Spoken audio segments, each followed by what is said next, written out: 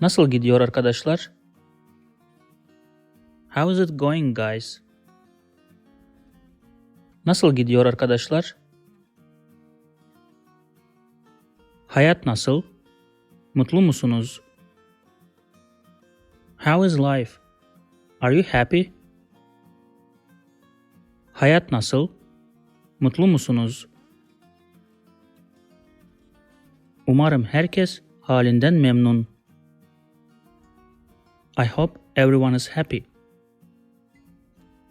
Umarım herkes halinden memnun. Bugün dışarı çıktım. I went out today. Bugün dışarı çıktım. Biraz temiz hava almak istedim. I wanted to get a little fresh air. Biraz temiz hava almak istedim. Hava açık ve güneşliydi. The weather was clear and sunny. Hava açık ve güneşliydi. Gökyüzünde bir tek bulut bile yoktu. There wasn't even a single cloud in the sky. Gökyüzünde bir tek bulut bile yoktu. Kışın böyle hava bir mucize. Such weather in winter is a miracle. Kışın böyle hava bir mucize. Yolda yürürken bir köpek gördüm. I saw a dog while walking on the road. Yolda yürürken bir köpek gördüm. Çok tatlı ve sevimliydi. It was so sweet and lovely.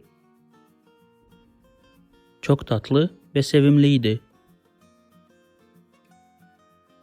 Fakat sanırım çok açtı.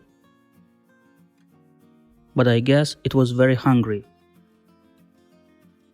Fakat sanırım çok açtı. Haline acıdım. I felt pity for it. Haline acıdım.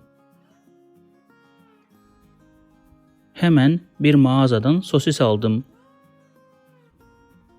I immediately bought sausages from a store. Hemen bir mağazadan sosis aldım. Sosisleri köpeğe verdim. I gave the sausages to the dog. Sosisleri köpeğe verdim. Hepsini yedi. It ate all of it. Hepsini yedi. Nasıl mutluydu anlatamam. How happy it was, I can't tell. Nasıl mutluydu anlatamam. Tabii ben de mutluydum. Of course I was happy too. Tabii ben de mutluydum. Hatta köpekten daha mutluydum. I was even happier than the dog. Hatta köpekten daha mutluydum.